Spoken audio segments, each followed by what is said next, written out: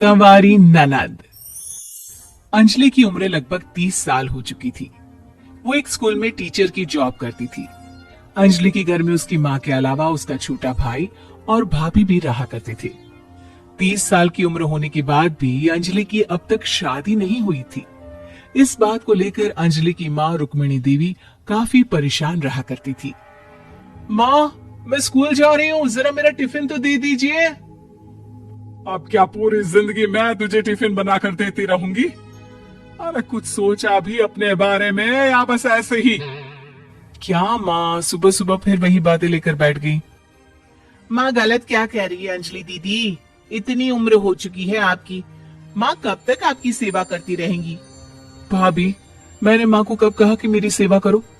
वैसे भी अपना टिफिन मैं खुद तैयार कर लेती हूँ, बस टेबल से उठाकर देने को ही तो कहा था। वैसे अंजलि दीदी, देखा जाए तो टिफिन उठाकर देने की उम्र तो आपकी है।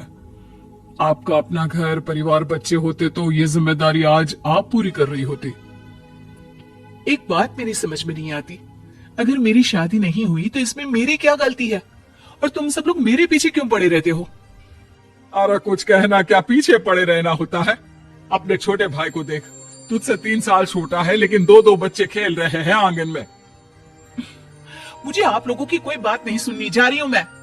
और आप में से किसी को मेरा कोई काम करने की जरूरत नहीं है, मैं खुद संभाल लूंगी। इतना कहकर अंजलि वहां से चली जाती है। शाम को जब अंजलि अपने स्कूल से लौटकर घर वापस आती है तो उसने देखा कि पड़ोस वाली निर्मला चाची वहां पर बैठी हुई थी। क्या बात है अंजलि बिटिया, नौकरी करके वापस आ गई? जी चाची जी, कैसी हैं आप? मैं तो ठीक हूँ बेटा, तुम बताओ शादी के बारे में कुछ सोचा या नहीं? अरे रहने दीजिए ना, इससे तो शादी की बात करना ही बेकार है। कुछ भी कहो तो गुस्सा करती है, बात बात पर आंखें दिखाती है। माँ, आप ऐसा क्यों कह रही है? मैंने कब आप पर गुस्सा किया? अरे अंजलि बेटा, तुम्हारी माँ ठीक ही तो कहती है। 30 की होने आई हो, अब तुम्हें भी शादी वादी कर लेनी चाहिए। चाची जी, आप तो ऐसे कह रही हैं जैसे शादी करने से मैंने मना किया हो।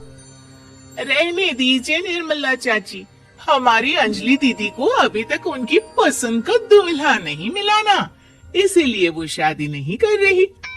भाभी, ऐसी कोई बात नहीं है। अरे तो फिर क्या बात है? तुम्हारी माँ ने तुम्हारे लिए इतने रिश्ते ढूंढे लेकिन तुम्हें कोई पसंद ही नहीं आता। क्या है ना चाची जी, हमारी ननद रानी नौकरी जो करती है, ऐसे ही थोड़ी ना किसी को पसंद कर लेंगी। अरे भाई, नौकरी का घमंड है तो बात अलग है, कोई और बात हो तो बताओ, कोई रास्ता निकाला जाए। नहीं चाची जी, कोई बात नहीं है, बस मुझे अभी तक अपनी पसंद का कोई मिला नहीं है। सुन लिया आपने? इस लड़की के तो पर निकल आए हैं और इतनी उम्र में अपनी पसंद का कोई मिलेगा भी नहीं इसे। माँ, आप मेरी शादी को लेकर हमेशा मुझे ताने क्यों मारती रहती हैं? अपनी माँ की बातें तो ताने लगती है। ताने हैं?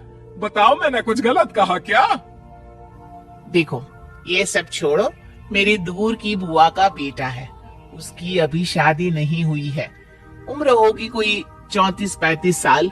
आप कहें तो बात आगे बढ़ाऊं? अरे हाँ हाँ, क्यों नहीं, ये भी कोई पूछने की बात है। अरे जल्दी से लड़के को यहाँ बुला लो। माँ, आप मुझसे पूछे बिना मेरी शादी की बात करने जा रही हैं, और मेरी उम्र 30 भी पूरी नहीं हुई है। निर्मला चाची कह रही है कि वो लड़का 35 साल का है। अंजलि दीदी, आपको क्या लगता है इस उम्र में कोई फिल्म का हीरो आएगा आपके लिए? देखिए, अब पसंद और नापसंद की बात तो रहने दीजिए, पसंद करने की उम्र तो आपकी निकल चुकी। अब तो जो भी मिले उसी से शादी कर लीजिए, इसी में भलाई है। तेरी भाभी बिल्कुल ठीक कह रही है। अब जैसा रिश्ता मिले उसके लिए हाँ कर देना, ताकि हम भी गंगा नहाए। ठीक है, चलिए मैं उस लड़के को कहती हूँ, वो कल ही अंजलि को देखने आ जाएगा। अगले दिन निर्मला चाची की दूर का रिश्तेदार अंजलि को देखने उसके घर आता है। उसका नाम था अजय। अंजलि जी, तो आप नौकरी करती हैं, वो भी स्कूल में? जी हाँ, मैं स्कूल में टीचर हूँ। हमारी बेटी बहुत होशियार है। अरे पढ़ने लिखने में इतनी होशियार है, इसीलिए तो इसकी नौकरी लगी है स्कूल में। हाँ हाँ ठीक है आंटी जी, जरा मुझे भी तो बात करने दीजिए आपकी बेटी से। जी पूछिए ना, क्या पूछना चाहते हैं? अंजलि मैडम, ये तो बताइए कि आपने अभी तक शादी क्यों नहीं की? बस ऐसे ही, कहीं कोई रिश्ता पसंद नहीं आया इसलिए। लेकिन क्या मैं आपसे पूछ सकती हूँ कि आपने शादी क्यों नहीं की? अंजलि, क्या कर रही हो तुम? लड़कियों को इस तरह की बातें नहीं शोभा देती। रहने दीजिए आंटी जी, आपकी बेटी काफी पढ़ी लिखी है, मैं उनके सवाल का जवाब दे ही देता हूँ। वो क्या है ना, मुझे भी अभी तक अपनी पसंद की कोई लड़की नहीं मिली। अच्छा अच्छा, कोई बात नहीं। वैसे आपकी तनख्वाह कितनी है? कितना कमा लेती है महीने का? जी यही कोई 25,000 महीने। बस 25,000? इतने से क्या होता है? इतने से तो आजकल घर भी नहीं चलता। आपके कहने का क्या मतलब है? अरे मैं तो ये सोचकर आया था कि नौकरी वाली लड़की है, आराम से 40,000 कमाती होगी। माफ कीजिएगा, आपका और मेरा रिश्ता नहीं हो सकता। जी कोई बात नहीं, मुझे भी आपके साथ शादी करने में कोई इंटरेस्ट नहीं है। अंजलि, किस तरह की बात कर रही हो? घर आए रिश्ते को ठुकरा रही हो तुम। दीदी, अब इस उम्र में आपको इतनी अकड़ नहीं दिखानी चाहिए। अच्छा खासा रिश्ता हाथ से निकल गया, कहीं ऐसा ना हो कि जिंदगी भर कुंवारी ही रह जाओ आप। कुछ दिन और ऐसे ही निकल जाते हैं और अंजलि की शादी कभी नहीं होती। अंजलि के परिवार वाले बिंदास उसे ताने मारते रहते हैं, लेकिन अंजलि एक बड़ी नौकरी की तैयारी करती है और उसमें सिलेक्ट होने के बाद अंजलि को एक बहुत बड़ी नौकरी मिल जाती है। अब तो दीदी के नखरे और भी ज्यादा बढ़ जाएंगे भाई। अब तो इतनी बड़ी नौकरी जो लगी है, अब इनकी शादी होने से रही। माँ, मुझे नौकरी के लिए दूसरे शहर जाना पड़ेगा। आप जानती हैं ये बहुत बड़ी जॉब है और इसमें पैसे भी बहुत ज्यादा मिलेंगे। अच्छा, कितने पैसे मिलेंगे बेटा? माँ, मुझे हर महीने 90,000 सैलरी मिलेगी। क्या? अरे वाह वाह, ये तो बहुत अच्छी बात है। लेकिन फायदा क्या? कितने भी पैसे मिले, शादी तो हुई नहीं ना तुम्हारी।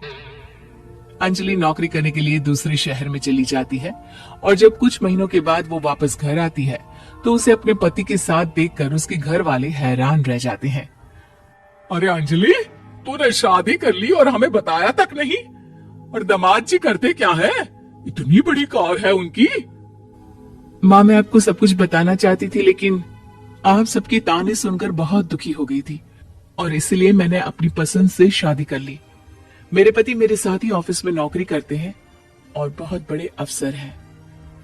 और एक बात बताऊं माँ, आज मैं बहुत खुश हूँ।